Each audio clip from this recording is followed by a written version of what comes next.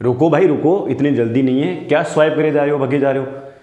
आज हम डिस्कस करने वाले हैं क्लास 12 फिजिक्स बोर्ड एग्जाम 2023 के लिए चैप्टर वाइज न्यूमेरिकल्स। आज हम ये डिस्कस करेंगे वो न्यूमेरिकल्स आने वाले कहाँ से हैं, ठीक है ना। मैं कह रहा हूँ ये वीडियो आपके लिए फ़ायदा नहीं, बहुत बड़ा फ़ायदा करने वाला है। लास्ट तक इस वीडियो को जरूर देखें। तो हम सबसे पहले बात कर लेते हैं कि ये न्यूमेरिकल्स कितने आएंगे। आपने देखा होगा बच्चों, जब हमने मार्क डिवीजन किया है तो वहाँ पे टोटल 1.5 मार्क्स के 12 क्वेश्चन आ रहे हैं, टोटल 12 क्वेश्चन आ रहे हैं, जिनमें से हम टोटली अगर टेंडेंसी लेके चले तो 12 में से 6 जो है वो न्यूमेरिकल्स आ सकते हैं आपके। मिनिमम जो न्यूमेरिकल्स होंगे 4 जरूर होंगे बच्चों, और मैक्सिमम जो न्यूमेरिकल्स होंगे ना वो 6 न्यूमेरिकल्स होंगे 1.5 मार्क्स में। अब हम चैप्टर्स की बात कर लेते हैं जिनमें आपके वो न्यूमेरिकल्स पुटअप होंगे। तो हमारे पास में करंट इलेक्ट्रिसिटी वाला चैप्टर है, एसी वाला चैप्टर है, रे ऑप्टिक्स है, वे ऑप्टिक्स है, ड्यूअल नेचर ऑफ लाइट है और एटम्स है, ठीक है ना।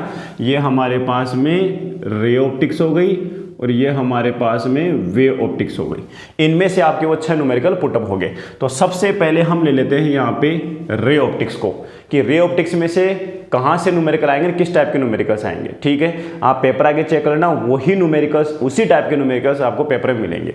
चलो हम सबसे पहले यहाँ पे रे ऑप्टिक्स की बात कर लेते हैं। बच्चों रे ऑप्टिक्स में आपके पास में सबसे पहले हम आपको फॉर्मूले याद होने चाहिए। सबसे पहला काम, अगर आपने फॉर्मूले याद कर लिए तो मैं कह रहा हूँ आपके न्यूमेरिकल सारे सही होंगे, बस उनकी वैल्यू पुट करना आनी चाहिए आपको कि कौन सा फॉर्मूला कौन से न्यूमेरिकल में काम में आने वाला है। तो हम अगर सबसे पहली बात करें तो हमारे पास में यहाँ काम में आएगा मिरर फॉर्मूला। और मिरर फॉर्मूला क्या होता है, 1/f = 1/v + 1/u। और इसके साथ में हमारे पास में जो लीनियर मैग्निफिकेशन होता है m = -v/u। इन दोनों का एक कंबाइंड न्यूमेरिकल पूछा जा सकता है। कैसे, मैं मिरर और लेंस दोनों के लिए कंबाइंड न्यूमेरिकल ले रहा हूं। साइन कन्वेंशन आपको याद होना चाहिए, या तो मिरर से क्वेश्चन आएगा या फिर आपके लेंस से क्वेश्चन आएगा। तो मैंने साथ में यहां पे रख दिया आपका लेंस फॉर्मूला या lens equation, 1/f = 1/v - 1/u। और इसका जो लीनियर मैग्निफिकेशन होता है, रेखीय आवर्धन, वो बच्चों क्या होता है, m = v/u। क्लियर यहाँ तक। अब इन दोनों का एक कंबाइंड क्वेश्चन लेते हैं। मैं या चाहे इसका क्वेश्चन कराऊं चाहे इसका क्वेश्चन कराऊं, दोनों फॉर्मूले वहां पे काम में आने वाले हैं। अब आप वैल्यू कैसे पुट करते हो, ये सबसे इंपॉर्टेंट चीज है।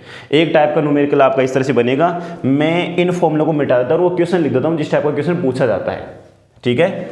चलो आपसे क्वेश्चन क्या बोलेगा यहाँ पे, या तो मैंने बोल दिया कि यहाँ पे कोई कॉनकेव मिरर है, या फिर वो वर्ड यूज करिएगा कि हमारे पास में एक कॉन्वेक्स लेंस है। इसके सामने u = 20 सेंटीमीटर पे एक ऑब्जेक्ट को प्लेस किया गया है, एक ऑब्जेक्ट को रखा गया है। चलो भाई हम ऑब्जेक्ट को रख देते हैं। फिर क्या बोल रहा है कि इन दोनों से एक रियल इमेज बनती है जिसका मैग्निफिकेशन कितना है, जिसका मैग्निफिकेशन 3 है। 3 टाइम्स लार्ज रियल इमेज बनती है जब हम एक ऑब्जेक्ट को कॉनकेव मिरर तथा कॉन्वेक्स लेंस के सामने, या तो इस टाइप का क्वेश्चन रहेगा या फिर मिरर का क्वेश्चन रहेगा। दोनों सेम टाइप के क्वेश्चन से, बस आपको फॉर्मूला पता होना चाहिए, वैल्यू पुट करनी आनी चाहिए। तो ये क्या कर रहा है, तो इस मिरर या फिर इस लेंस की फोकल लेंथ क्या है। अब सिंपल सा एक तो डायरेक्ट फॉर्मूला होता है फोकल लेंथ का, u और f के u और v के टर्म में, या फिर हमें केवल u दिया हुआ है और सर आपने रियल इमेज बोली m के टर्म में, तो m का फॉर्मूला u और f के टर्म में डायरेक्ट होता है, जहां से हम f कैलकुलेट कर लेते हैं। या फिर दूसरा तरीका हमारे पास में क्या होता है, सर m दिया है रियल इमेज के लिए। बच्चों ध्यान रखना, रियल इमेज के लिए m हमेशा फॉर रियल इमेज m की वैल्यू हमेशा क्या होती है, नेगेटिव होती है, और वर्चुअल इमेज के लिए हमेशा m की वैल्यू पॉजिटिव होती है। तो यहां पे यही फॉर्मूला काम में आने वाला है। अगर आपके पास में कॉनकेव मिरर आया है या मिरर का क्वेश्चन आया है तो m = मिरर के लिए बच्चों क्या होता है, -v/u, गलती नहीं करनी। और अगर आपके पास में लेंस है तो m = आप क्या यूज करोगे, v/u। सबसे बड़ा डिफरेंस यही है। अब हमें m दिया 3, बच्चे यहां पे 3 पुट कर देते हैं। सबसे बड़ी गलती होती है, यहां पे बोला है क्वेश्चन में रियल इमेज, और कॉनकेव मिरर से भी रियल इमेज बनती है 5 केस में, कॉन्वेक्स लेंस से भी 5 केस में रियल इमेज बनती है, केवल एक केस में वर्चुअल इमेज बनती है, जब हम ऑब्जेक्ट को इसके ऑप्टिकल सेंटर फोकस के बीच में रखते हैं तो इधर वर्चुअल इमेज बनती है। इसमें भी जब हम इसके पोल और फोकस के बीच में ऑब्जेक्ट को रखते हैं तो इमेज इधर पीछे बनती है, जो कि इरेक्ट और वर्चुअल होती है। तो यहां पे हमने क्या करना है, m की वैल्यू -3 पुट करनी है, v नहीं पता, u की वैल्यू बच्चों ध्यान रखना -20, क्योंकि मिरर और लेंस के सामने जब भी हम ऑब्जेक्ट रखते हैं तो u हमेशा नेगेटिव होता है। तो बच्चों ये नेगेटिव नेगेटिव, ये तो क्या हो गया पॉजिटिव, और v की वैल्यू कितनी आ गई -60 सेंटीमीटर। बच्चों v की वैल्यू क्या आ गई मिरर के केस में -60 सेंटीमीटर। अब अगर हम यहाँ बात करें तो v/u कितना है -20, तो यहाँ पर जो v की वैल्यू है बच्चों वो कितनी आ रही है +60 सेंटीमीटर। इतना ही फर्क है, यहाँ पे प्लस में आ रही है, यहाँ पे माइनस में आ रही है। यहाँ ऑब्जेक्ट इधर रखा रहेगा, सॉरी इमेज इधर बनेगी, यहाँ इमेज पीछे बनेगी रिफ्रैक्शन की वजह से, इसलिए यहाँ पे प्लस आएगा, यहाँ पे माइनस आएगा। अब हम लेंस फॉर्मूला या मिरर फॉर्मूला यूज करके और उसकी फोकल लेंथ कैलकुलेट कर लेंगे विद साइन। साइन हमें पुट करना है। जैसे सपोज मैं यहाँ पे इस क्वेश्चन को अगर आगे बढ़ाऊं तो इसके लिए क्या हो जाएगा 1/f equals to 1/v plus 1/u। Sir 1/f 1/v, v कितना आ गया -60, और u भी कितना था नेगेटिव में है ना, तो मैंने यहाँ माइनस रख दिया 60, अब -20। अब आप यहाँ पे 60 एलसीएम ले लो, ये हो गया आपका -1 और ये हो गया आपका -3, -4/60, तो यहाँ पर आ गया ये आपका 15 सेंटीमीटर। ठीक है, कितना आ गया 15 सेंटीमीटर। इसका मतलब उस यहाँ पे 1/15 आ गया। अब जैसे रेसिप्रोकल करोगे बच्चों ध्यान रखना ना, अभी रेसिप्रोकल करना बाकी है। जैसे हम इस ऐप का रेसिप्रोकल करते हैं, उल्टा करते हैं, तो एफ इक्वल टू कितना आ रहा है -15 सेंटीमीटर। इसका मतलब हमारा जो मिरर है ना उसकी जो फोकल लेंथ है वो -15 सेंटीमीटर है। लेंस के लिए क्या आ जाएगा बच्चों, लेंस के लिए अगर हम चेक करें तो सर लेंस के लिए हमारे पास में यहाँ माइनस आ जाएगा 1/f। सर v कितना आया +60, u कितना था -20, तो माइनस माइनस कितना हो जाएगा प्लस, माइनस ऑलरेडी है -20, तो माइनस माइनस प्लस। यहाँ पे भी एलसीएम कितना आ गया 60, ये हो गया 1 प्लस ये हो गया हमारे पास में 3, तो ये हो जाएगा बच्चों कितना 4/60। तो ऐप की वैल्यू यहाँ से कितनी आ रही है, यहाँ से ऐप की वैल्यू आ रही है +15 सेंटीमीटर। दोनों में यही फर्क था, वहाँ -15, यहाँ पे +15। क्लियर है। चलो अब दूसरे न्यूमेरिकल की बात करते हैं हम। दूसरे टाइप का न्यूमेरिकल देखो, दूसरे टाइप का जो हमारा न्यूमेरिकल बनेगा वो बच्चों बनेगा यहाँ पे lens maker formula. Lens maker formula, lens maker formula क्या होता है 1/f, दूसरे मीडियम का पहले मीडियम के रेस्पेक्ट में रिफ्रैक्टिव इंडेक्स 1/r1 - 1/r2। ये लेंस मेकर फॉर्मूला बच्चों आपको याद होना चाहिए। 1/f को ही हम क्या बोलते हैं पावर ऑफ लेंस। तो यहाँ से हम पावर भी कैलकुलेट कर सकते हैं डायरेक्ट। कब, जब आपको कोई फोकल लेंथ नहीं दी जाएगी, ओनली उस ग्लास जो लेंस है उसका रिफ्रैक्टिव इंडेक्स दिया जाएगा हवा के रेस्पेक्ट में, और दोनों जो लेंस के दोनों जो सरफेस है उनकी आपको रेडियस ऑफ कर्वेचर दी जाएगी। तो बच्चे सोचते हैं सर पावर तो हमेशा फोकल लेंथ से आती है, कैसे करें बच्चों 1/f को ही हम पावर बोलते हैं। तो इस फॉर्मूले का यूज़ करके हम पावर कैलकुलेट कर सकते हैं। ठीक है, चलो अब देखो क्वेश्चन क्या बनेगा। सबसे पहला क्वेश्चन, अगर हम लेंस को ऐसे मीडियम में डिप करें, ऐसे मीडियम में इमर्ज कर दें, डुबो दें, जिसका रिफ्रैक्टिव इंडेक्स लेंस के रिफ्रैक्टिव इंडेक्स के बराबर हो। इसका मतलब क्या हो गया बच्चों n2 = n1। ये हमारे पास में लेंस था, इसको हमने किसी ऐसे लिक्विड में डिप कर दिया जिसका रिफ्रैक्टिव इंडेक्स, ये तो ग्लास का हो गया, ये हवा बाहर कोई मीडियम था n1, इसकी वैल्यू भी किसके बराबर है n2 के बराबर है। मतलब जो ग्लास का रिफ्रैक्टिव इंडेक्स है वही उस लिक्विड का रिफ्रैक्टिव इंडेक्स है। तो बोलेगा अगर पहले फोकल लेंथ f थी हवा के अंदर, किसमें इन एयर, तो अब फोकल लेंथ क्या होगी और उस लेंस पे क्या इफेक्ट पड़ेगा। क्वेश्चन समझ में आ रहा है। पहले हमारा लेंस जब हवा में था तो वो कॉन्वेक्स लेंस की तरह काम कर रहा था, उसकी फोकल लेंथ f थी। अब उसको आपने ऐसे लिक्विड में इमर्ज कर दिया जिसका रिफ्रैक्टिव इंडेक्स उस ग्लास के रिफ्रैक्टिव इंडेक्स के बराबर है। तो बताओ अब हमारे पास में जो लेंस है वो किसकी तरह काम करेगा। तो बच्चों इस तरह के इक्वेशंस को करने के लिए हम दो इक्वेशंस बना लेते हैं। एक तो सबसे पहले एयर के लिए हमारे पास फोकल लेंथ 1/f थी और ये हो गया n21 -1 1/r1 -1/r2। एक इक्वेशन बन गई। यहां पे इतना ध्यान रखना है कि जो n2/n1 है, हवा के अंदर था तो n1 क्या हो गया एयर, और एयर हवा के लिए n की वैल्यू कितनी होती है 1, तो मैं यहां पे केवल n लिख देता हूं n-1। ठीक है यहां तक। और n की वैल्यू आपको पता ही है 1.5 हम यहाँ लेंगे। जो आपको ग्लास प्रिज्म है ना, सॉरी जो ग्लास लेंस है उसका रेफरेंस आपको दिया हुआ रहेगा 1.5। ये इक्वेशन फर्स्ट हो गई। अब बोला गया उसको मीडियम में लिक्विड में डिप कर दिया, तो हम फोकल लेंथ मान लेते हैं FL। तो 1/FL इक्वल टू इस बार क्या हो जाएगा बच्चों, ग्लास का रेफरेंस लिक्विड का रेफरेंस -1 1/r1 -1/r2। यहां बच्चों क्या बोला गया, ग्लास और लिक्विड दोनों का रेफरेंस क्या बोला है मैंने, सेम बोला। तो सेम बोला तो यहां कितना आ गया 1, और 1 - 1 कितना हो गया 0। इसका मतलब 1/FL इक्वल टू कितना आ गया 0। अब काफ़ी बच्चे ये गलती करते हैं, FL इक्वल टू 0 लिख देते हैं। बच्चों ये 1/FL इक्वल टू 0 है, तो इसका मतलब FL इक्वल टू कितना आ गया 1/0, और 1/0 कितना होता है इनफाइनाइट। इसका मतलब पहले हमारे पास में फोकल लेंथ f थी, अब फोकल लेंथ कितनी हो गई इनफाइनाइट। इसका मतलब हमारा जो ग्लास था, जो लेंस था, वह अब एक प्लेन ग्लास प्लेट या शीट की तरह काम करेगा।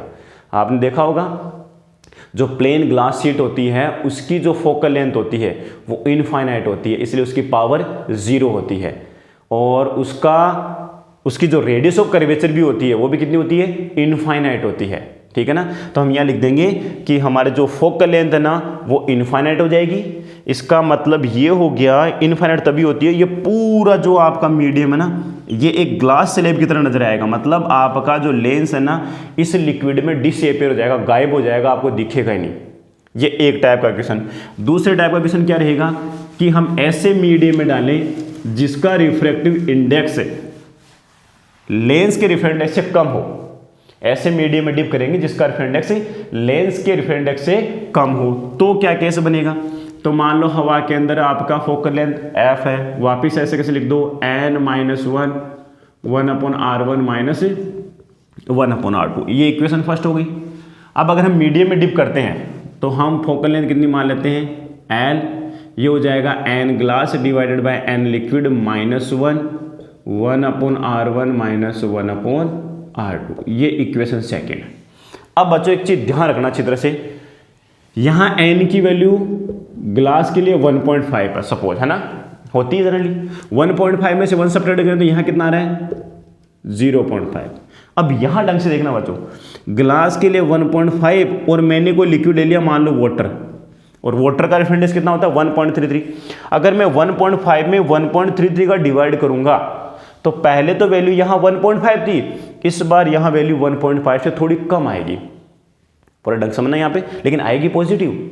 यहाँ पे अब वैल्यू 1 नहीं आएगी बच्चों, यहाँ पे अब वैल्यू 1 नहीं आएगी, मतलब 1.5 ना आके अब 1.3 आ जाएगी, 1.2 आ जाएगी, या फिर 1.1। और उसको जब हम 1 में से सेपरेट करेंगे तो मुझे जहाँ तक लग रहा है यहाँ अगर 0.5 आया है तो बच्चों यहाँ पे 0.3 0.2 0.1 ऐसी वैल्यू मिलने वाली है। मतलब हम यहाँ पे इसको डायरेक्ट समझ सकते हैं कि सर ये जो वैल्यू है ये अगर 0.5 है तो यहाँ वाली वैल्यू 0.5 से लेस होने वाली है। क्लियर है ना। क्यों, क्योंकि हम इसके अंदर 1.5 में 1.33 1.2 1.4 इसका डिवाइड करेंगे, तो ये वैल्यू इससे कम आएगी। अब बच्चों इस चीज को देखना, ये f अगर यहाँ जाए और ये पूरी टर्म यहाँ जाए, मतलब 0.5 का डिवाइड करोगे, ये टर्म यहाँ चली जाए और ये टर्म पूरी यहाँ जाए, तो ओनली डिवाइड किसका करोगे 0.3 का 0.4 का। इसमें तो आपने डिवाइड किया ज्यादा का, इसमें डिवाइड होगा कम का, तो मतलब फोकल लेंथ क्या हो जाएगी बढ़ जाएगी। आप एक न्यूमेरिकल करके देख लो, आपके बुक में वगैरह में दिया होगा, प्रीवियस ईयर में क्वेश्चन आया हुआ है। क्योंकि वीडियो लेंथी चला जाता है अगर मैं न्यूमेरिकल्स कराने लग गया, मैं यहाँ पे आपको तरीका दे रहा हूँ, आप प्रीवियस के क्वेश्चन उठाओ। हाँ, मैं एक क्वेश्चन जरूर दूंगा जो क्वेश्चन आने के पूरे चांसेस टॉपिक के ऊपर। तो यहाँ पे 0.5 से कम है, तो इसका मतलब उस लिक्विड में फोकल लेंथ बढ़ जाएगी। कौन सी लिक्विड में? जिसका रिफ्रैक्टिव इंडेक्स लेंस के रिफ्रैक्टिव इंडेक्स से कम है। लेकिन उस लेंस की जो नेचर है बच्चों वैसे की वैसे रहेगी, क्योंकि ये जो वैल्यू ना पॉजिटिव ही रहेगी। मैंने कहा 1.5 में 1.33, 1.2, 1.4 का डिवाइड करो तो पॉजिटिव, और पॉजिटिव भी कितना 1.2, 1.3 ऐसे वैल्यू आ रही है, उसमें से 1 सब्ट्रैक्ट करो तो वैल्यू पॉजिटिव आएगी। पॉजिटिव आएगी इसका मतलब कॉन्वेक्स लेंस की तरह रहेगा, कॉनकेव लेंस की तरह ही रहेगा। तो यहां से क्या बात है, तो यहां से क्वेश्चन पूछेगा कि लेंस की नेचर पे क्या इफेक्ट पड़ेगा। लेंस की नेचर ऐसे कैसे रहेगी। दूसरी बात, आपके लेंस की फोकल लेंथ पे क्या इफेक्ट पड़ेगा। लेंस की फोकल लेंथ इंक्रीज हो जाएगी, ठीक है ना। ये दूसरे टाइप का क्वेश्चन हो गया। अब इस पे न्यूमेरिकल्स क्या आता है। क्वेश्चन क्या है, एक लेंस है जिसकी फोकल लेंथ एयर के अंदर 20 सेंटीमीटर है और बोला गया कि वो कॉन्वेक्स लेंस है एयर के अंदर। अब बोला गया उसके अंदर लिक्विड को डिप करें तो उसकी फोकल लेंथ क्या होगी। कौन से लिक्विड में? वाटर में, इमर्ज्ड इन वाटर। मैंने यहां पे बोला है इमर्ज्ड इन वाटर। तो वाटर के लिए जो रिफ्रैक्टिव इंडेक्स होता है बच्चों कितना होता है 4/3, और ग्लास के लिए रिफ्रैक्टिव इंडेक्स आपको दिया है 3/2, जिसको हम 1.5 बोलते हैं। तो बोलेगा बताओ उस वाटर के अंदर फोकल लेंथ कितनी आएगी। अभी जो फॉर्मूला लगा है बच्चों उसी फॉर्मूले से आप करके देखो।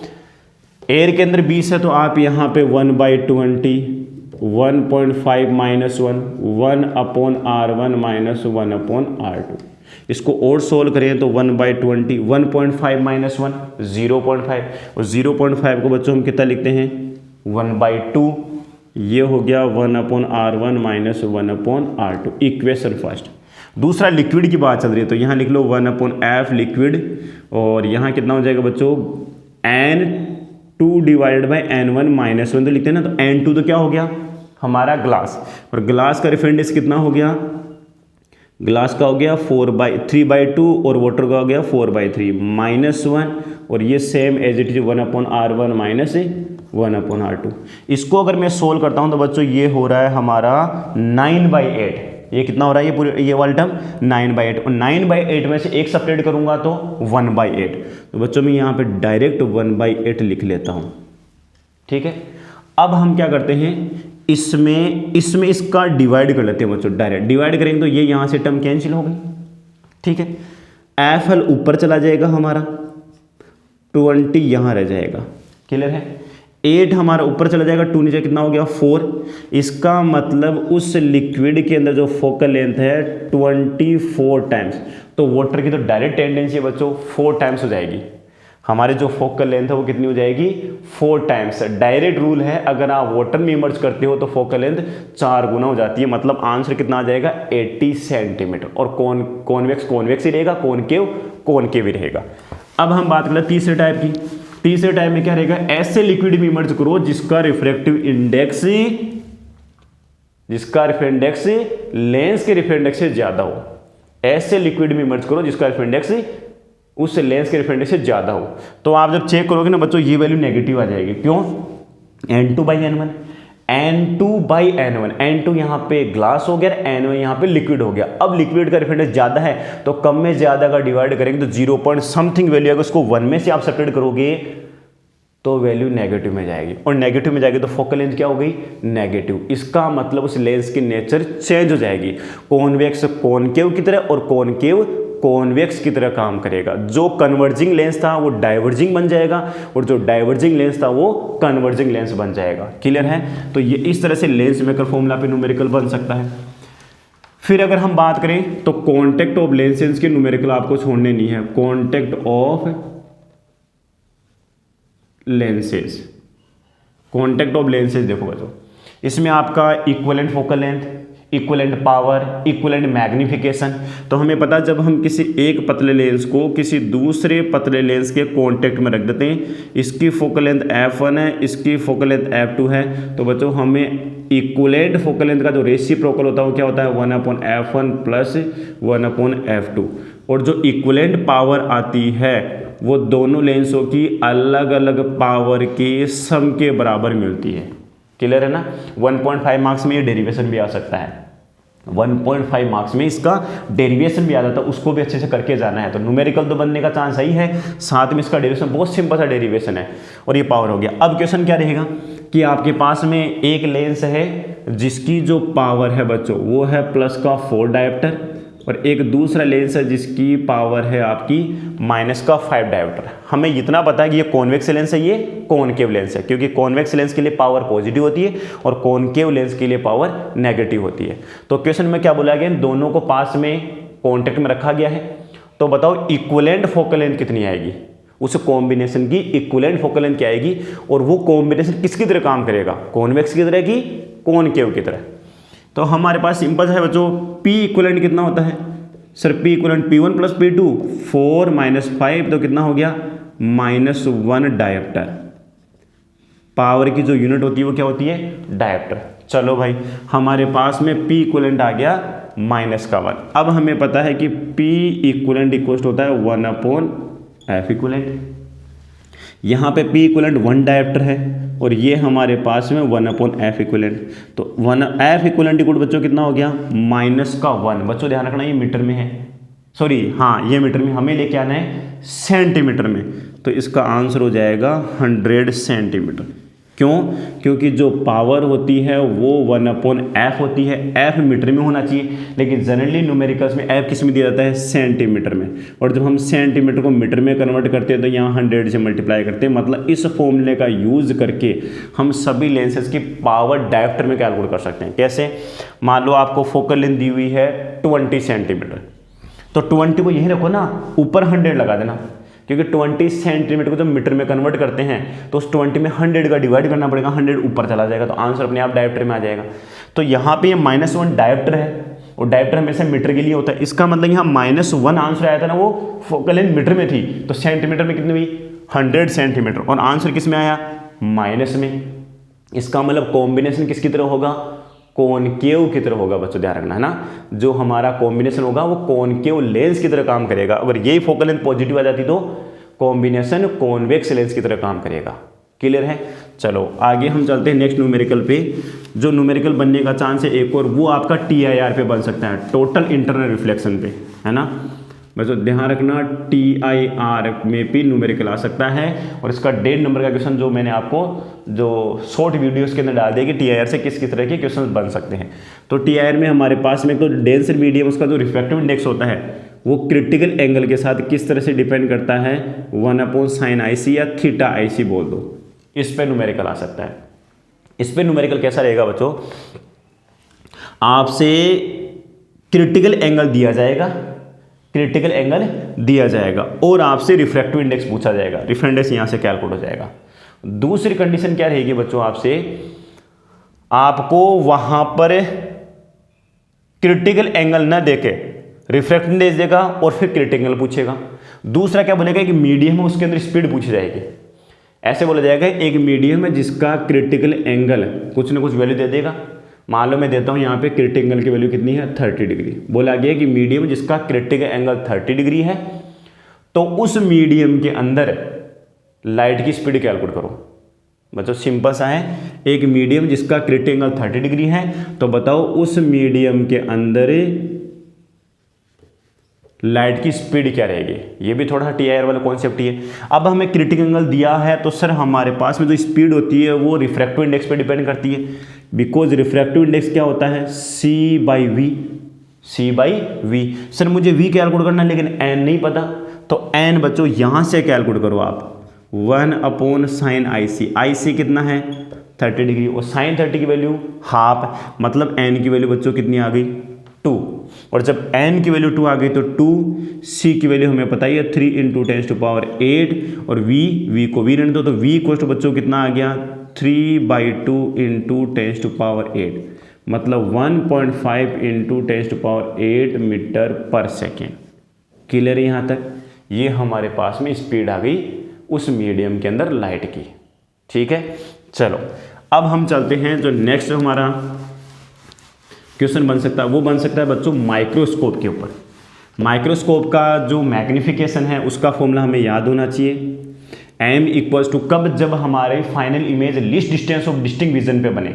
जब हमारी final image least distance of distinct vision पे बने तो m इक्वल टू होता है L divided by F note 1 plus D by F E. इसका बुक में एनसीईआरटी में डायरेक्ट एग्जाम्पल या बुक के पीछे भी न्यूमेरिकल दिया हुआ है, जहाँ पे L ऑब्जेक्टिव और आई पीस के बीच की लेंथ होती है, ट्यूब लेंथ, एफ नोट यहाँ पे ऑब्जेक्टिव की फोकल लेंथ होती है, डी यहाँ पे सबको पता है 25 centimetre least distance of distinct vision.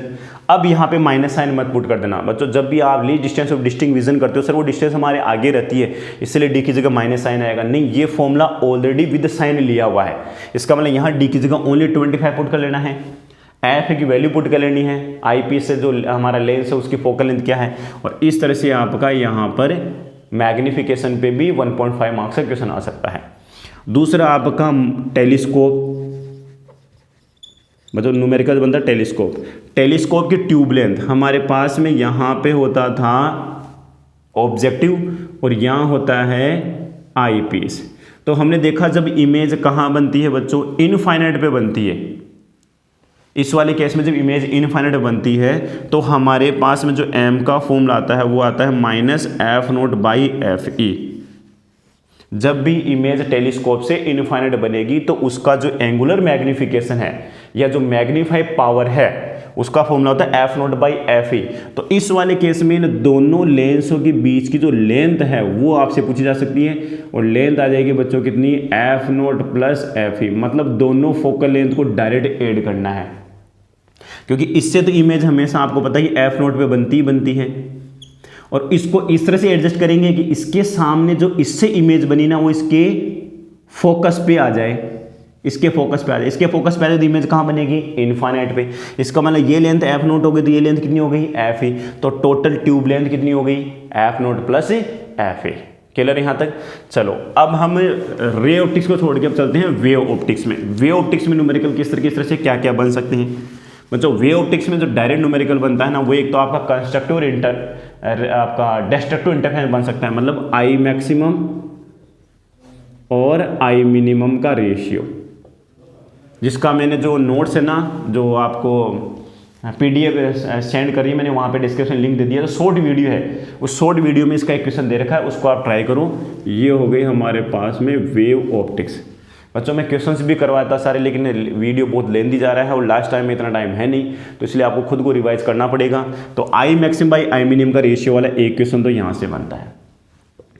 एक क्वेश्चन आपका इंटरफेरेंस में बच्चों जो फ्रिंज विड्थ वाला जो फॉर्मूला है, फ्रिंज विड्थ, और फ्रिंज विड्थ का फॉर्मूला होता है lambda capital D by small D. एक न्यूमेरिकल आपको इस पे करके जाना है बच्चों। एक चीज़ ध्यान रखना, आपकी जो ब्राइट फ्रिंज और जो डार्क फ्रिंज होती हैं दोनों फ्रिंजों की विड्थ सेम होती है। तो अगर आपसे पूछे कि डार्क फ्रिंज की विड्थ 1.2 mm है तो बताओ ब्राइट फ्रिंज की विड्थ कितनी होगी, वो भी 1.22 mm ही होगी। किसमें, इंटरफेरेंस में, व्यतिकरण में। ठीक है ना। दूसरा क्वेश्चन यहाँ से आता है कि अगर हम इस इंटरफेरेंस जो यंग का डबल स्लिट एक्सपेरिमेंट है इसको पूरा का पूरा हम वाटर के अंदर या किसी लिक्विड में इमर्ज कर दे, पूरा एक्सपेरिमेंट हम किसी लिक्विड में करें, तो बताओ बीटा पे क्या इफेक्ट पड़ेगा। तो आपको उस लिक्विड का, उस मीडियम का रिफ्रैक्टिव दिया हुआ रहेगा। ठीक है। तो हमें पता है कि जैसे उसको किसी लिक्विड में डिप करेंगे या इमर्ज करेंगे तो डी कैपिटल, ये तो डिस्टेंस, उन पे क्या इफेक्ट पड़ेगा, डिस्टेंस तो वो की वही है। ये डिस्टेंस होती है दोनों स्लिटों के बीच की डिस्टेंस, और ये होती है स्लिट और जो स्क्रीन पर्दा है उसके बीच की डिस्टेंस। तो फिर बदला कौन है, लेमडा। सबको पता है जब लाइट एक मीडियम से दूसरे मीडियम जाती है तो रिफ्रैक्शन होता है। रिफ्रैक्शन में हमेशा वेवलेंथ बदलता है, फ्रीक्वेंसी नहीं बदलती, एक वेलोसिटी भी बदलती है। वेलोसिटी और वेवलेंथ दोनों चेंज होते हैं बट फ्रीक्वेंसी हमेशा कांस्टेंट रहती है, रिमेन्स अनचेंज रहती है। इसका मतलब से लेमडा बदलेगा, और लेमडा हमें पता है कितना हो जाएगा, लेमडा बाई एन हो जाता है। लेमडा क्या हो जाएगा, लेमडा बाई एन। एन की वैल्यू जो होगी उतना कम हो जाएगा वेवलेंथ, रेयर से डेंसर में जाएगा ना भाई। हम पहले प्रैक्टिकल हवा में कर रहे थे, अब वाटर में करेंगे तो सर वेवलेंथ डिक्रीज हो जाता है, क्योंकि रेयर से डेंसर मीडियम में जाते हैं तो वेवलेंथ डिक्रीज हो जाता है। तो कितना टाइम डिक्रीज हो गया, 1/n टाइम्स हो गया वेवलेंथ। तो बैंडविड्थ भी कितनी हो जाएगी, लेमडा बाई एन। तो बीटा डे इक्वल टू क्या हो जाएगा बच्चों, बीटा बाई एन, बस एन का डिवाइड करना है। तो पहले अगर आपकी फ्रिंज विड्थ 1.2 mm थी तो अब हो जाएगी 1.22 डिवाइडेड बाई या 1.2 डिवाइडेड बाई एन। एन क्या है, वोटर है तो 4/3, 1.33 का डिवाइड कर देना, ठीक है ना। इस तरह से आपको क्वेश्चंस को करना है। तीसरे टाइप का जो न्यूमेरिकल्स बनता है बच्चों बनेगा आपका डिफ्रैक्शन पे, या इसी में पाथ डिफरेंस का, कि सेंटर से कितनी डिस्टेंस पे जो आपका स्क्रीन होती है उसका जो सेंटर पॉइंट था उससे कितनी डिस्टेंस पर आपकी चौथी फ्रिंज बनेगी, पांचवी फ्रिंज बनेगी, छठे नंबर की फ्रिंज होगी। तो बच्चों ध्यान रखना ब्राइट और डार्क कलर है। ब्राइट के लिए तो जो पाथ डिफरेंस होता है वो एन लेमडा होता है, ठीक है ना। ब्राइट फ्रिंज के लिए पाथ डिफरेंस एन लेमडा होता है, और डार्क फ्रिंज के लिए जो पाथ डिफरेंस है वो बच्चों एन प्लस हाफ लेमडा होता है, जहां पे एन की वैल्यू 0 से स्टार्ट करनी है आपको। कहां से, 0 से। अगर आप 1 से स्टार्ट करो तो यहाँ पे -1 लगा देना, है ना। अगर आप 1 से स्टार्ट करो एन की वैल्यू तो जनरली बच्चे 1 से करते हैं सर, पहली डार्क फ्रिंज दूसरी डार्क फ्रिंज, तो यहाँ पे आप n = 1 2 3 से स्टार्ट करें ना, और यहाँ पे n की वैल्यू 0 1 2 3, क्योंकि इसमें ब्राइट फ्रिंज सेंटर वाली भी तो आएगी। सेंटर वाले ब्राइट फ्रिंज के लिए सभी वेव सेम फेज में जाके मिलती है, और उन सभी के बीच में पाथ डिफरेंस 0 होता है। तो अब जैसे मैंने यहाँ पे न्यूमेरिकल पूछा आपसे, पाथ डिफरेंस का फॉर्मूला एक ये भी होता है, जो डिस्टेंस होती है path difference x into small D divided by capital D, इसी का यूज़ करके हम x कैलकुलेट कर सकते हैं। एक रिलेशन होता है ना कि स्लिटों के बीच की डिस्टेंस, स्लिट और पर्दे के बीच की डिस्टेंस, पाथ डिफरेंस, फ्रिंज कहाँ बनती है, उन सब के बीच में एक रिलेशन होता है इंपॉर्टेंट, और डेल्टा हम यहाँ से उठा के पुट करेंगे। जैसे कि आपसे बोल दिया जाए कि सेंटर फ्रिंज, वो तो सेंटर बनेगी, पाथ डिफरेंस 0 तो x = 0। पहली ब्राइट फ्रिंज कहाँ बनेगी बच्चों, पहली ब्राइट फ्रिंज के लिए 2 वेव जा रही है, 3 वेव जो भी जा रही है, वहाँ उन सभी वेव्स के बीच पाथ डिफरेंस कितना होना चाहिए, 1 lambda, 1 lambda first bright fringe के लिए। तो सर ये हो गया lambda x into small D by capital D, तो x = हो गया lambda capital D by small D. ये पहली ब्राइट फ्रिंज होगी बच्चों हमारी। कोई बोले दूसरी ब्राइट फ्रिंज कहाँ बनेगी, सेंटर से, पर्दे के सेंटर से कितनी डिस्टेंस पे बनेगी, तो बच्चों यहाँ पे पाथ डिफरेंस कितना हो जाएगा, 2 लेमडा। तो यहाँ पे x ब्राइट सेकंड जो बनेगी वो बन जाएगी 2 lambda capital D by small D. तीसरी कहाँ बनेगी, सेंटर से 3 lambda capital D by small D पे बनेगी। इस तरह से क्वेश्चन करना है। अगर मैं डार्क फ्रिंज की बात करूँ तो डार्क फ्रिंज को हम कैसे कैलकुलेट करेंगे, फॉर्मूला सेम ही रहेगा। डार्क फ्रिंज के लिए जो पाथ डिफरेंस हो बच्चों कितना हो जाएगा, n-½ इंटू लेमडा।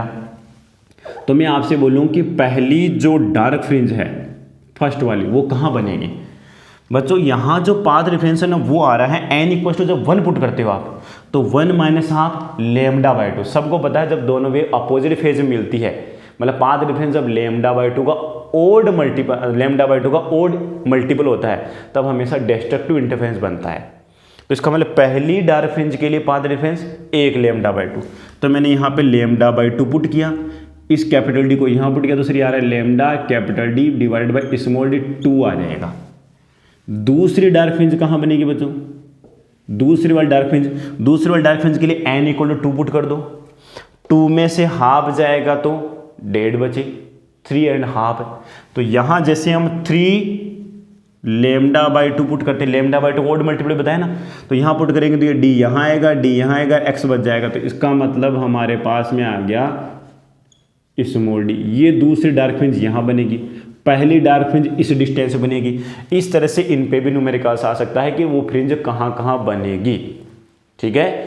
तो डार्क फ्रिंजेस इस डिस्टेंस पे बनेगी, ब्राइट फ्रिंजेस कुछ इस तरह से बनेगी, 1 2 3 4 5, ये आएगा हाफ, 3/2, फिर आ जाएगा 5/2, फिर आ जाएगा 7/2, फिर आ जाएगा 9/2। क्लियर यहाँ तक।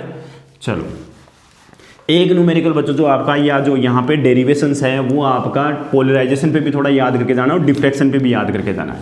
डिफ्रैक्शन में छोटी छोटी चीज़ याद रखनी है, फ्रेनेल डिस्टेंस क्या होती है, ठीक है। टेलीस्कोप और माइक्रोस्कोप के लिए रिजोल्विंग पावर बहुत इंपॉर्टेंट है। रिजोल्विंग पावर ऑफ टेलीस्कोप, और टेलीस्कोप की बच्चों जो रिजोल्विंग पावर होती है, अगर हम इसका एपरेचर 2a लेते हैं तो जो रिजोल्विंग पावर होती है टेलीस्कोप की बच्चों वो होती है a/0.61 लेमडा। काफ़ी बच्चे इसको केवल ए कर लेते हैं। अगर आपने इस ऑब्जेक्टिव की, टेलीस्कोप में जो ऑब्जेक्टिव होता है उसका एपरेचर ओनली ए लिया है बच्चों, केवल ए, पूरी जो साइज है, पूरा जो व्यास है, पूरा डायमीटर वो ए लिया है, तो यहाँ पे जो रिजोल्विंग पावर का फॉर्मूला है वो आपको लिख के आना है ए डिवाइडेड बाई 1.22 लेमडा। ना कोई फर्क नहीं है, सिंपल सा। वहाँ सर ए हाफ लिया है तो यहाँ 0.6 हो जाएगा, यहाँ सर पूरा लिया तो यहाँ पे डबल हो जाएगा। तो ये रिजोल्विंग पावर भी आपसे पूछी जा सकती है। रिजोल्विंग पावर को हम कैसे बढ़ाएं, 1.5 मार्क्स में क्वेश्चन आ सकता है कि टेलीस्कोप की रिजोल्विंग पावर का फॉर्मूला लिखो, इसको कैसे बढ़ा सकते हैं। सर एपरेचर को बढ़ा के रिजोल्विंग पावर बढ़ाई जा सकती है ना, इसलिए टेलीस्कोप में जो ऑब्जेक्टिव होता है, जो ऑब्जेक्ट के सामने रखा होता है, पहला वाला जो लेंस होता है वो बड़े साइज का होता है, क्योंकि बड़े साइज का होने से रिजोल्विंग पावर बढ़ जाती है। डायरेक्ट क्वेश्चन आता है, डायरेक्ट इसका सॉल्यूशन है। अब आप मेलस लॉ हो गया, ब्रूस्टर लॉ हो गया, उनके भी थोड़े से आप फॉर्मूले याद कर जाओ, न्यूमेरिकल डायरेक्ट वहाँ से पुटअप हो जाएगा। मेलस लॉ हमारे पास में यहाँ हम लेते थे पोलराइजर, बच्चों ये हमारे पास में पोलराइजर होता है, यहाँ पर हमारे पास में एनालाइजर होता है, ये एनालाइजर हो गया, ये एनालाइजर हो गया। जब यहाँ से हम अनपोलराइड को गिराते हैं, अनपोलराइड को हम इस तरह से डिनोट करते हैं, तो ये अनपोलराइड यहाँ से पास होते होते होते जब यहाँ पास होके अपने को मिलती है, तो जो लाइट की इंटेंसिटी है passes through the analyser is directly proportional to square of cosine of angle between the transmission या pass axis of polariser and analyser, cos square theta. और जैसे हम प्रोपोर्शन हटाते हैं, यहाँ क्या मिलता है, आई नोट कोस स्क्वायर थीटा। जहाँ आई नोट है यहाँ से पास होने वाली मैक्सिमम इंटेंसिटी, या हम बोल सकते हैं सॉरी, यहाँ से पास होने वाली मैक्सिमम इंटेंसिटी। क्यों, अब ये मैक्सिमम इंटेंसिटी कब होगी, जो एनालाइजर से पास हो रही वो इंटेंसिटी मैक्सिमम कब होगी, जब दोनों की पास एक्सिस के बीच में एंगल कितना होगा, 0 डिग्री। इसकी भी पास एक्सिस ऐसे हो, इसकी भी पास एक्सिस हो, तो यहाँ से जो लाइट आ रही है पूरी की पूरी ऐसे कैसे पास हो जाएगी, पूरे के पूरे वाइब्रेशन आपको ऐसे कैसे मिलेंगे, और तब इंटेंसिटी कोस 0 की वैल्यू 1 होती है, और आई कुछ तो क्या आएगा, आई नोट। अब वो एंगल घुमा के बोलेगा कि 45 डिग्री पे एनालाइजर को घुमा दे, दूसरा जो पोलराइड है उसको 45 डिग्री पे घुमा दें, तो बताओ अब इमर्जेंट जो आपकी इंटेंसिटी वो कितनी हो जाएगी। अगर यहाँ से जो इंटेंसिटी थी वो बोल देगा, यहाँ से इंटेंसिटी थी मान लो आई नोट, कितने थे यहाँ से पास होना इंटेंसिटी आई नोट, अब वो कितनी हो जाएगी, तो cos 45 की वैल्यू 1/√2, 1/√2 का स्क्वायर 1/2, तो इंटेंसिटी हो जाएगी आई नोट बाई 2, आधी हो जाएगी बच्चों ध्यान। 45 डिग्री पे घुमाने पे आधी, और 9 डिग्री पे घुमाने पे कितनी हो जाएगी, 0। कोई कंपोनेंट नहीं मिलेंगे, कोई ऑसिलेशन नहीं मिलेंगे आपको इलेक्ट्रिक फील्ड के, ठीक है ना। इसमें आपको plane of polarization, plane of oscillation भी याद करके जाना है। पोलराइजेशन में plane of oscillation and plane of polarization भी याद करके जाना क्या होता है, बुक में डायरेक्ट डेफिनेशन दी हुई है। मेलस लॉ हो गया आपका। ब्रूस्टर लॉ क्या है, ब्रूस्टर लॉ ने ये, ब्रूस्टर की हेल्प से हम ये कैलकुलेट कर सकते हैं कि जब अनपोलर लाइट को किसी ट्रांसपेरेंट डेंसर मीडियम पे एक पर्टिकुलर एंगल से ज़्यादा एंगल पे इंसिडेंट करते हैं, तो जो रिफ्लेक्टेड लाइट होती है ना वो कंप्लीटली पोलराइज होती है। और इसके अंदर एक रिलेशन आता है IB + R = 90 डिग्री। एक तो ये प्रूफ आता है, या फिर प्रूफ करो कि n की जगह या म्यू बोल दो, ये होता है आपका 10 IB या IP, ब्रूस्टर एंगल या पोलराइजेशन एंगल के बराबर। ये तो ब्रूस्टर लॉ था हमारा, ब्रूस्टर लॉ। ब्रूस्टर ने ये कहा कि जो आपका डेंसर मीडियम उसका जो रिफ्रैक्टिव इंडेक्स होता है वो एंगल ऑफ पोलराइजेशन के टेंजेंट के बराबर होता है, ध्रुवण कोण की स्पर्शज्या के बराबर होता है। तो यहाँ से एक सिंपल सा न्यूमेरिकल बन सकता है। इस तरह से आपका ये चैप्टर कंप्लीट होता है। यहाँ पे वे ऑप्टिक्स, वे ऑप्टिक्स में थोड़ा सा डिफ्रैक्शन को भी अच्छे समझ के जाना है। फ्राउनहोफर सिंगल स्लिट डिफ्रैक्शन है, जिसमें आपकी जो सेंट्रल मैक्सिमा बनता है बच्चों, स्क्रीन पे जो सेंट्रल मैक्सिमा बनता है उसकी एंगुलर विड्थ का फॉर्मूला, उसकी एंगुलर विड्थ होती है 2 λ/a। कितनी होती है, 2 λ/a। और अगर लीनियर विड्थ की बात करें तो कैपिटल D से मल्टीप्लाई कर देंगे, और बाकी जितने भी आपके मैक्सिमा बनेंगे जिनको हम सेकेंडरी मैक्सिमा कहते हैं, उन सब की जो लीनियर विड्थ एंगुलर विड्थ होती है वो बच्चों ओनली λ/a ही होती है। यहाँ a क्या है, जो हमने ऑब्जेक्टिव लिया है या जो एपरेचर लिया है, सॉरी ऑब्जेक्टिव ने जो एपरेचर लिया है, उस एपरेचर या जो आपका ऑब्स्टेकल है उसकी साइज है, उसका डायमीटर है यहाँ पे a। और यहाँ से जब आपका वेव फ्रंट जाएगा, यहाँ से वेवलेट जाके कहीं पे मिलती है, तो कि इस तरह से डिफ्लेक्शन पैटर्न होता है। पूरा लेंथ नहीं समझा सकते यहाँ पे, आप भी जान रहे हो वीडियो लॉन्ग हो रहा है। तो आपको बच्चों ये ध्यान रखना, इसमें जो सेंट्रल मैक्सिमा होता है उसकी जो विड्थ होती है बाकी सभी मैक्सिमा उनसे डबल होती है। इसका मतलब डिफ्रेक्शन, आपका डिफरेंस भी आ सकता है। इंटरफेरेंस और डिफ्रेक्शन में कोई 3 डिफरेंस लिखो। इसमें सभी जो मैक्सिमाज है उन सब की इंटेंसिटी सेम नहीं है, इंटेंसिटी लगातार डिक्रीज हो रही है, जबकि इंटरफेरेंस में सभी की मैक्सिमा की सभी जो आपकी ब्राइट फ्रिंज है उनकी इंटेंसिटी बराबर होती है। इसमें दूसरा पॉइंट क्या है, सभी जो फ्रिंजें हैं इंटरफेरेंस में उनकी विड्थ बराबर होती है।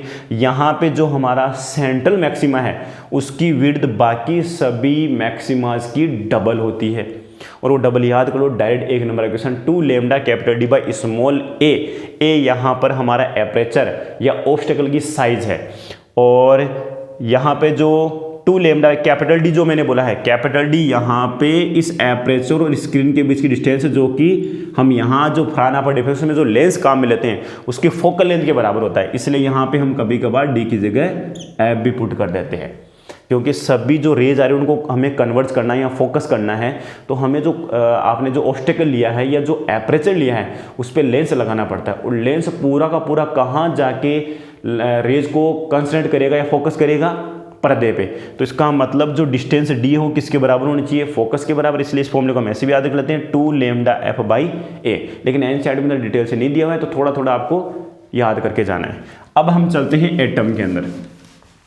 एटम वाले चैप्टर से पहले हम ड्यूअल नेचर ऑफ लाइट को कर लेते हैं कि वहां से न्यूमेरिकल्स किस तरह से बनते हैं। देखो बच्चों, dual nature of light, dual nature of light and matter. यहां से पहला इक्वेशन बनेगा बच्चों आपका वर्क फंक्शन का। वर्क फंक्शन को या तो फाइव नोट से नोट कर लो या फिर डब्ल्यू नोट से नोट कर लो, ठीक है। यहां से सिंपल सा, अगर आपको थ्रेशोल्ड फ्रीक्वेंसी दी है तो वर्क फंक्शन आराम से कैलकुलेट हो जाएगा, या फिर आपको वेवलेंथ दिया और फिर वर्क फंक्शन पूछ रहा है, तो बच्चों इसका सिंपल सा है, न्यू की जगह क्या हो जाएगा, सी बाई लैम्डा नोट। ये थ्रेशोल्ड फ्रीक्वेंसी, ये थ्रेशोल्ड वेवलेंथ है। अब दिक्कत क्या आती है बच्चों, यहाँ इसको आप सोल्व नहीं कर पाते हो, है ना सर। एच सी लैम्डा सबकी वैल्यू पुट करो, एच यहाँ प्लांक कांस्टेंट है बच्चों। इसकी सीधी ट्रिक है, आपका जो वर्क फंक्शन है वो डायरेक्ट इलेक्ट्रॉन वोल्ट में आएगा।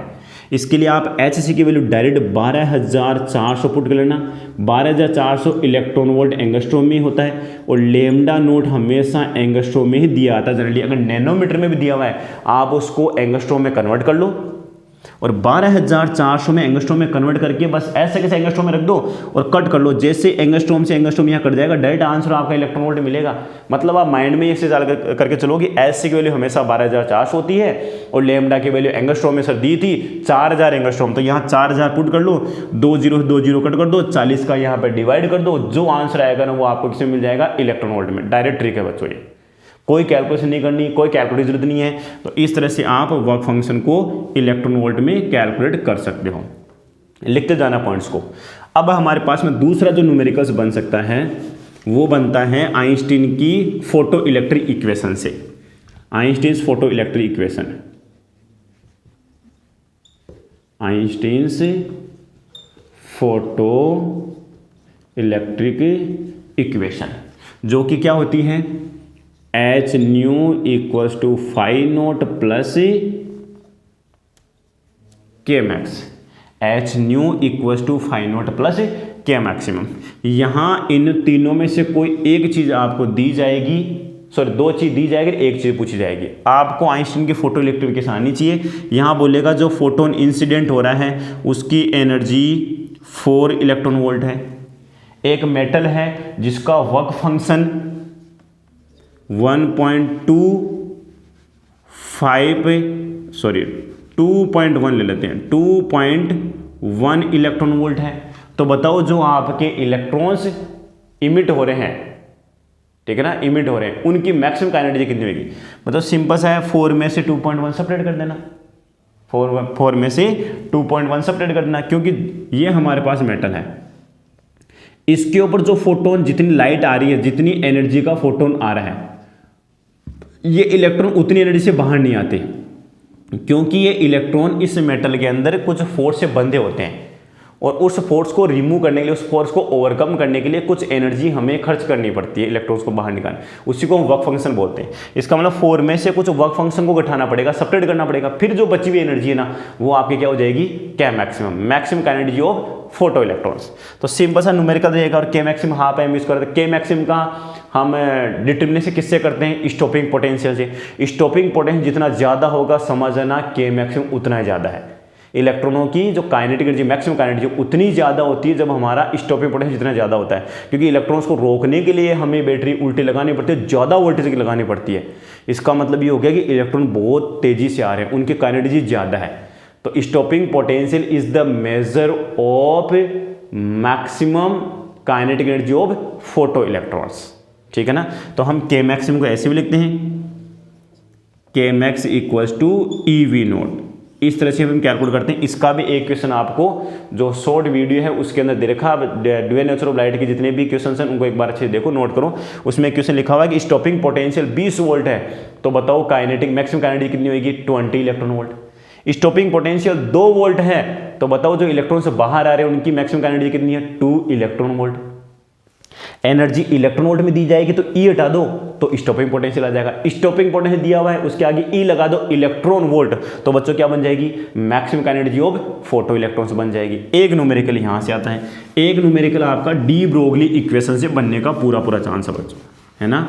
डी ब्रोगली जो इक्वेशन है या जो डी ब्रोगली हाइपोथेसिस है, उसने कहा कि हर मूविंग पार्टिकल से एक वेव जुड़ जाती है, हर मूविंग पार्टिकल से एक वेव जुड़ जाती है, जिसको हम मैटर वेव या डी ब्रोगली वेव बोलते हैं। और उसका जो वेवलेंथ होता है बच्चों h/p, p की जगह h/mv।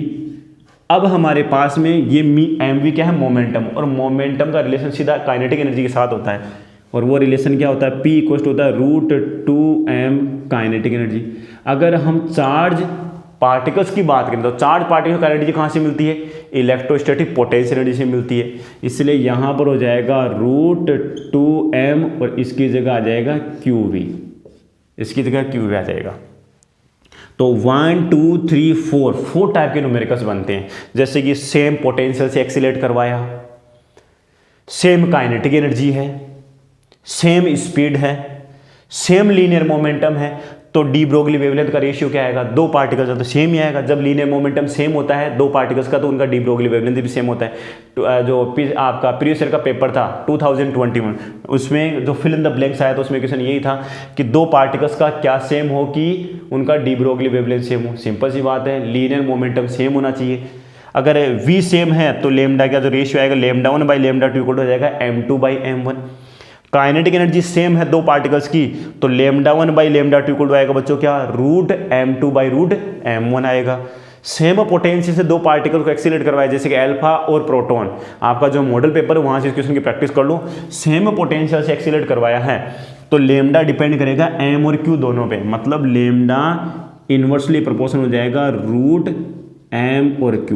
m और q बच्चों आपको प्रोटॉन और अल्फा का याद होना चाहिए कि उसका m क्या होता है, q क्या होता है। सिंपल सी बात है ना। अल्फा पार्टिकल का जो मास होता है वो प्रोटॉन का 4 गुना होता है, अल्फा पार्टिकल का जो चार्ज होता है वो प्रोटॉन का डबल होता है। इस तरह से रेशियो लेके इस क्वेश्चन को खत्म कर दो, आंसर आएगा 2√2:1, है ना। अल्फा का प्रोटॉन के साथ, अल्फा का प्रोटॉन के साथ जो रेशियो आ जाएगा वो आ जाएगा 2√2:1। तो एक न्यूमेरिकल्स यहाँ से बनता है। एक न्यूमेरिकल हमारे पास में number of photons emitted per unit time, जैसे कि क्वेश्चन आता है कि एक लेजर सोर्स है हमारे पास में, यहां से डायरेक्ट इलेक्ट्रॉन का भी याद रखना है बच्चों। इलेक्ट्रॉन का जो डी ब्रोगली वेवलेंथ होता है वो 12.27 डिवाइडेड बाय √v एंगस्ट्रॉम। अगर ये आता है तो ये तो बहुत ही सिंपल हो गया। ये मान लो जहां पे वोल्टेज देगा, वोल्टेज कुछ इस तरह देगा जिसका स्क्वायर रूट जाएगा 100 वोल्ट, 64 वोल्ट, आपका 36 वोल्ट, ठीक है ना। तो इस तरह से वोल्टेज दो और 12.27 में आप डिवाइड करो, लेकिन यूनिट बहुत इंपॉर्टेंट है, यहाँ एंगस्ट्रॉम में है। कोई बोले सर हम बुक में तो नैनोमीटर में दिया हुआ है, तो बच्चों इसको लिख लेना 1.227 divide by √v into nanometre में, तो वेवलेंथ नैनोमीटर में आ जाएगा। तो ये फॉर्मूला भी डायरेक्ट आपको याद रखना है, de Broglie wavelength for electron 12.27 divided by √v, ठीक है यहाँ तक। तो यहाँ से न्यूमेरिकल आ सकता है। एक बनता है आपका number of electrons emitted per unit time. जैसे कि मान लो आपको बोल दिया कि लेजर सोर्स है, ये एक हमारे पास में ये कोई लेज़र सोर्स है, यहाँ से कोई फोटोन्स, कोई रेडिएशन इमिट हो रहे हैं, कोई रेडिएशन इमिट हो रहे हैं, इसकी पावर आपको गिवन रहेगी, इस लेज़र सोर्स की पावर आपको गिवन रहेगी। लेज़र सोर्स एक मोनोक्रोमेटिक सोर्स होता है ना, हाई फ्रिक्वेंसी वाला और मोनोक्रोमेटिक सोर्स होता है। तो P आपको गिवन रहेगा। अब बोलेगा number of photons per unit time, emitted number of photons per unit time कितने आएंगे। बच्चों सिंपल सा हमें पता है कि पावर इक्वल टू क्या होती है, total energy divided by total time. Sir total energy कैसे लेके आए, एक फोटोन की एनर्जी सबको पता है बच्चों क्या होती है, एच न्यू। तो मैंने यहाँ लिख दिया एच न्यू, कितने फोटोन आ रहे हैं, मान लो टोटल एन फोटोन्स आ रहे हैं, किसका डिवाइड कर दिया, स्मॉल टी का। अब एन बाई टी क्या हुआ, total photon divided by total time, तो क्या हो गया, number of photons per unit time. तो इसकी जगह मैं स्मॉल एन लिख देता हूँ और ये क्या हो गया, एच न्यू, ये हो गया पी। तो number of photons per unit time क्या हो गया, P divided by H new. ये डायरेक्ट फॉर्मूला हो गया। सर न्यू नहीं दिया हुआ था, उसने तो जो लाइट बाहर आ रही थी, जो रेडिएशन बाहर था, उसका तो वेवलेंथ दिया था। तो बच्चों सिंपल सी बात है ना, अगर वेवलेंथ दिया हुआ है तो एच न्यू की जगह क्या आ जाएगा, सी बाई लेमडा। तो यहाँ से कर लेना, क्या दिक्कत है, ये लो हमारे पास में number of photons per unit time में आ गए। ये भी इंपॉर्टेंट क्वेश्चन है, 1.5 मार्क्स में डायरेक्ट एनसीईआरटी में इसका एग्जाम्पल भी दिया हुआ है। कुछ नहीं करना, पावर के अंदर एच न्यू का डिवाइड कर, जहाँ एच न्यू क्या है, एक फोटोन की एनर्जी है, एनर्जी डायरेक्ट दी हुई तो अच्छी बात है, नहीं दी हुई तो न्यू जरूर देगा या फिर लेमडा देगा। तो इस तरह से वैल्यू पुट करना है आपको, ठीक है। चलो आगे जो हमारा नेक्स्ट चैप्टर वो है एटम वाला। एटम वाले से किस तरह से क्वेश्चन बनते हैं, न्यूमेरिकल जो बनेंगे। एटम वाले में सबसे पहला जो न्यूमेरिकल है बच्चों वो रहेगा आपका रिडबर्ग फॉर्मूले से। किससे रहेगा, रिडबर्ग फॉर्मूला। तो हम यहाँ पर एटम डाल लेते हैं। नेक्स्ट जो न्यूमेरिकल जो हमारे पास रहेगा वो रहेगा एटम्स वाले में। एटम्स वाले में सबसे पहले बच्चों आपको रिडबर्ग जो फॉर्मूला है,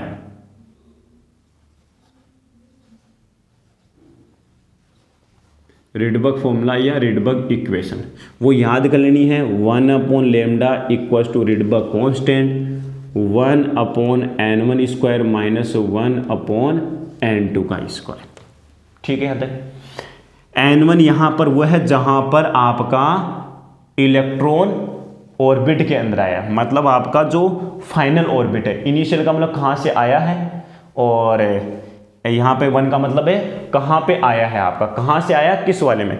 तो n1 तो है यहाँ पर फाइनल, तो मैं यहाँ पे nf लिख देता हूँ और यहाँ पे क्या लिख देते हैं, n इनिशियल। कैसे, जैसे कि मान लो ये आपका हायर एनर्जी लेवल है और ये यहाँ पर आपका लोअर एनर्जी लेवल है।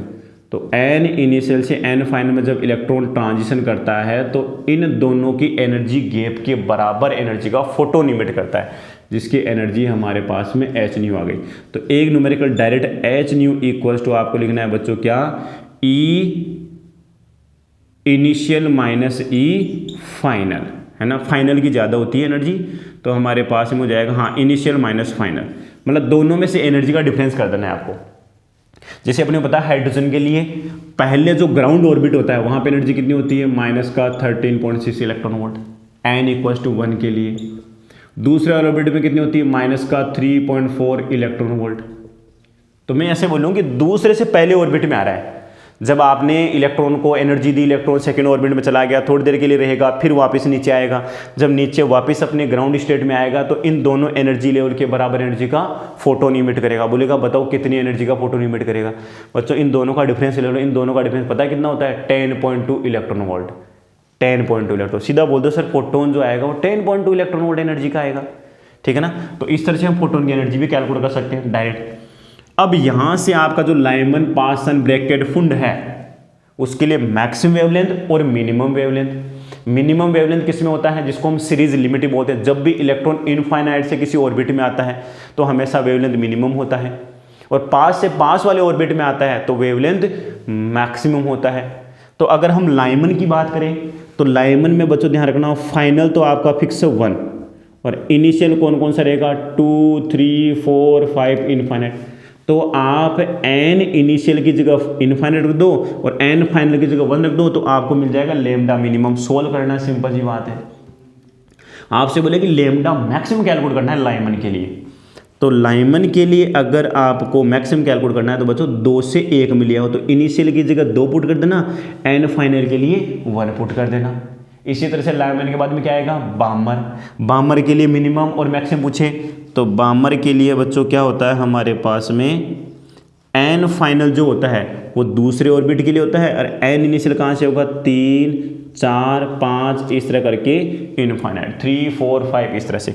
कोई बोले बामर के लिए मिनिमम वेवलेंथ तो एन इनिशियल की जगह इनफाइनाइट 1/0 हो जाएगा, एन फाइनल कितना हो जाएगा 1/2, 1/2 का स्क्वायर कितना हो जाएगा 4, 1/4 उल्टा कर लो 4/r, तो लेमडा मिनिमम कितना हो जाएगा 4/r। और मैक्सिमम की बात करें तो मैक्सिमम के लिए 3 से 2 में लाना है तो 1/9 1/4 एलसीएम लेके सोल्व कर लो। इस तरह से आपको सभी जो सीरीज हैं उनके लिए लेमडा मैक्सिमम लेमडा मिनिमम की वैल्यू कैलकुलेट करनी है। फिर उसके बाद में जो और न्यूमेरिकल बनता है वो डायरेक्ट आपका रेडियस का, वेलोसिटी का, एनर्जी का डायरेक्ट आपको फॉर्मूला याद करके जाने हैं। अगर आपको रेडियस का फॉर्मूला आता है 0.529 n²/z तो यहाँ पे आपसे बोले कि हाइड्रोजन के अंदर पहले ऑर्बिट के अंदर रेडियस कितनी होती है ऑर्बिट की, तो बच्चों 0.529 होती है। कितनी होती है 0.529। आपसे बोले कि दूसरे ऑर्बिट में रेडियस कितनी होगी, तो बच्चों यहाँ पे मैंने क्या लिखा है n²। क्या लिखा है यहाँ पे n², और n² का मतलब कितना हो गया, आपको 2 का स्क्वायर करना है। 2 का स्क्वायर कितना हो गया 4 टाइम्स, 3 के लिए कितना हो जाएगा 9, तो रेडियस कितनी हो जाएगी 9 टाइम्स। इसका मतलब रेडियस का रेशियो क्या रहता है 1:4:9 है ना, 1:4:9:16:25। इसी तरह से वेलोसिटी आपसे पूछे तो ये होता है 2.2 × 10⁶ z/n। यहाँ वेलोसिटी डिक्रीज होती है क्योंकि नीचे n आया है, तो पहले ऑर्बिट में वेलोसिटी कितनी आएगी सर, हाइड्रोजन का z = 1 n = 1 2.2 × 10⁶ आएगी। दूसरे ऑर्बिट में कितना आएगी 2 का डिवाइड कर दो, तीसरे में कितना आएगी 3 का डिवाइड कर दो, इसमें डिवाइड करते जाओ। इसी तरह से आपको एनर्जी याद करनी है -13.6 z² / n²। आंसर किस में आएगा इलेक्ट्रॉन वोल्ट में, ये आंसर किस में आएगा मीटर पर सेकंड में, ये आंसर किस में आएगा एंगस्ट्रॉम में। तो ये आपके पास में हर ऑर्बिट के अंदर इलेक्ट्रॉन की टोटल एनर्जी भी आ गई। टोटल एनर्जी कितनी हो जाएगी, पहले ऑर्बिट की बात करूं तो -13.6 इलेक्ट्रॉन वोल्ट, दूसरे ऑर्बिट की बात करें तो 2 का स्क्वायर 4, 4 का डिवाइड कर दो -3.4। तीसरे ऑर्बिट में इलेक्ट्रॉन की टोटल एनर्जी कितनी होती है 9 का डिवाइड करो, 9 का डिवाइड करें तो कितना आएगा -1.51 इलेक्ट्रॉन वोल्ट।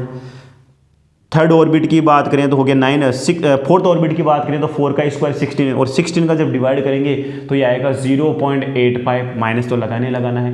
इलेक्ट्रॉन की टोटल एनर्जी नेगेटिव क्यों होती है, क्योंकि बाउंडेशन को रिप्रेजेंट इलेक्ट्रॉन खुद अपने आप ऑर्बिट को छोड़ के नहीं जा सकता, उसको कुछ बाहर से एनर्जी देनी पड़ती है, इसको हम आयनाइज एनर्जी बोलते हैं, है ना। एटम के अंदर जो इलेक्ट्रॉन प्रेजेंट होता है उसको बाहर निकालने के लिए जितनी एनर्जी की रिक्वायरमेंट होती है उस एनर्जी को ही हम क्या बोलते हैं आयनस एनर्जी। तो आपसे बोले हाइड्रोजन एटम के लिए आयनस एनर्जी की वैल्यू कितनी होती है, बच्चों हाइड्रोजन एटम के अंदर एक ही ऑर्बिट होता है ग्राउंड ऑर्बिट n = 1 और n = 1 के लिए इलेक्ट्रॉन की टोटल एनर्जी कितनी हो गई -13.6 इलेक्ट्रॉन वोल्ट।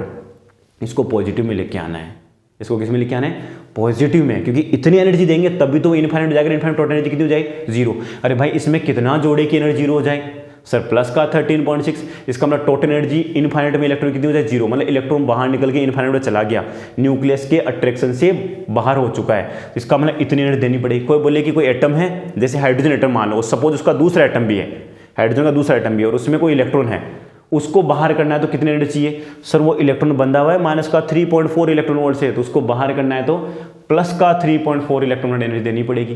तो ये वाला फॉर्मूला हाइड्रोजन के साथ साथ सभी के लिए याद करना है। जैसे लिथियम आ जाए तो हाइड्रोजन, हीलियम और लिथियम 3 है, तो बच्चों यहाँ पे 9 से और मल्टीप्लाई करना है।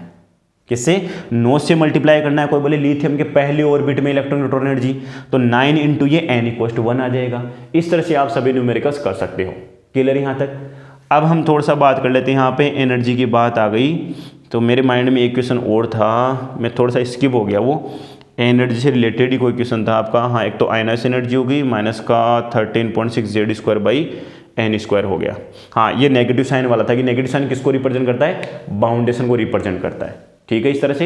इस तरह से ये वाला जो फॉर्मूला ये बहुत ज़्यादा इंपॉर्टेंट है। यहाँ से आपका न्यूमेरिकल्स डायरेक्ट बनने के पूरे चांसेस है। एनर्जी पूछी जा सकती है बच्चों, ध्यान रखना।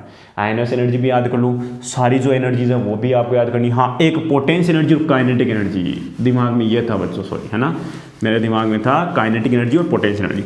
बच्चों ध्यान रखना, आपको टोटल एनर्जी तो पूरी याद करनी है। अगर आपने टोटल एनर्जी याद कर ली ना, तो पोटेंशियल काइनेटिक की सीधी ट्रिक है, इलेक्ट्रॉन की जो काइनेटिक एनर्जी होती है वो टोटल एनर्जी के बराबर होती है। किसके बराबर होती है? टोटल एनर्जी के बराबर होती है, लेकिन पॉजिटिव में होती है, इसलिए ये तो नेगेटिव होती है तो इसके आगे माइनस साइन लगा दो, माइनस माइनस प्लस हो जाएगा। और जो टोटल एनर्जी होती है वो पोटेंशियल एनर्जी की क्या होती है? हाफ होती है। टोटल एनर्जी की क्या होती है? हाफ। और टोटल एनर्जी आपकी पोटेंशियल एनर्जी क्या होती है? टोटल एनर्जी की डबल होती है। जैसे कि मैं हाइड्रोजन की पहली ऑर्बिट की बात करूं तो बच्चों हमारे पास टोटल एनर्जी तो कितनी होगी? माइनस का 13.6 इलेक्ट्रॉन वोल्ट। तो आपसे बोले कि वहां पर हाइड्रोजन के लिए काइनेटिक एनर्जी कितनी आएगी? तो हमने सीखा ना भी कि काइनेटिक एनर्जी टोटल एनर्जी के बराबर होती है, पॉजिटिव होती है। तो बच्चे यहाँ लगा देना प्लस का 13.6। कोई बोले बताओ पोटेंशियल एनर्जी कितनी आएगी? पोटेंशियल एनर्जी इसकी डबल होती है, माइनस का 27.2 इलेक्ट्रॉन वोल्ट, और नेगेटिव में होती है। पोटेंशियल एनर्जी नेगेटिव होगी, टोटल एनर्जी नेगेटिव होगी, लेकिन काइनेटिक एनर्जी हमेशा ही पॉजिटिव होती है। चलो दूसरी बात, एक्साइट स्टेट क्या होती है बच्चों? ध्यान रखना, n इक्वल टू हम ग्राउंड स्टेट बोलते हैं, n इक्वल टू 2 को हम फर्स्ट एक्साइटेशन बोलते हैं। क्या बोलते हैं? First excitation. n equal to 3 को हम क्या बोलते हैं? Second excitation. तो मैं आपसे बोलूँ कि हाइड्रोजन एटम के अंदर सेकेंड एक्साइटेड स्टेट में इलेक्ट्रॉन की पोटेंशियल एनर्जी कितनी आएगी? ढंग से सुनना क्वेश्चन। हाइड्रोजन एटम के अंदर सेकेंड एक्साइटेड स्टेट के अंदर या सेकेंड एक्साइटेशन में इलेक्ट्रॉन की पोटेंशियल एनर्जी कितनी होगी? टोटल एनर्जी नहीं पूछी मैंने, पोटेंशियल एनर्जी पूछी है। तो पहले सोचना पड़ेगा सेकेंड एक्साइटेशन क्या होता है। सेकेंड एक्साइटेशन होता है n इक्वल टू 3, और n इक्वल टू 3 के लिए जब हम वो फॉर्मूला लगाते हैं माइनस का 13.6 z square by n square, तो 9 का डिवाइड करना पड़ेगा, और 9 का डिवाइड करना पड़ेगा तो सर हमारे पास में टोटल एनर्जी आती है माइनस का 1.51 इलेक्ट्रॉन वोल्ट। सर आपने टोटल एनर्जी नहीं पूछी, आपने पूछी पोटेंशियल एनर्जी। इसका डबल कर दो बच्चों, इसका डबल हो जाएगा 2.20 इलेक्ट्रॉन वोल्ट, और पोटेंशियल एनर्जी भी किसी में होती है? नेगेटिव में। यही इसका क्या हो गया? आंसर हो गया। 2 से मल्टीप्लाई करेंगे, 10 का 0 1 और 2 एक 3 आएगा, सॉरी बच्चों, है ना, क्या आएगा यहाँ पे? 3.02 इलेक्ट्रॉन वोल्ट। ये इसका आंसर हो गया। सिंपल सा है, सही तरीके से करके जाओगे तो आंसर मिलेगा। एक आपका मिनिमम डिस्टेंस ऑफ अप्रोच पे भी न्यूमेरिकल आ सकता है। लिस्ट डिस्टेंस ऑफ अप्रोच क्या होती है? न्यूक्लियस, जिसके न्यूक्लियस की रेडियस कैलकुलेट करने के लिए उस एक्सपेरिमेंट का नाम क्या है जो रदरफोर्ड के अल्फा स्कैटरिंग में आया था। न्यूक्लियस की साइज का पता उसी से पता लगा है कि जब हम अल्फा पार्टिकल्स को भेजते थे तो उसकी काइनेटिक एनर्जी पूरी की पूरी किस में कन्वर्ट हो जाती थी? पोटेंशियल एनर्जी में। और इस मिनिमम डिस्टेंस को हम क्या बोलते थे? List distance of approach. इस तरह से। और आपका ड्यूअल नेचर ऑफ लाइट वाला हो ही गया, एटम हो गया, रे ऑप्टिक्स हो गया, वेव ऑप्टिक्स हो गया। अब आपकी फर्स्ट बुक बची है जिसमें 2 चैप्टर हैं, इलेक्ट्रिसिटी और एसी। उसका भी टाइम मिलेगा तो हम उसका वीडियो बनाएंगे। और आप अगर हमारे यूट्यूब चैनल पर नहीं हो तो इसको सब्सक्राइब कर लो, ज़्यादा से ज़्यादा अपने क्लासमेट्स को शेयर जरूर करें जिससे उनको भी इस चीज़ का प्रॉफिट हो।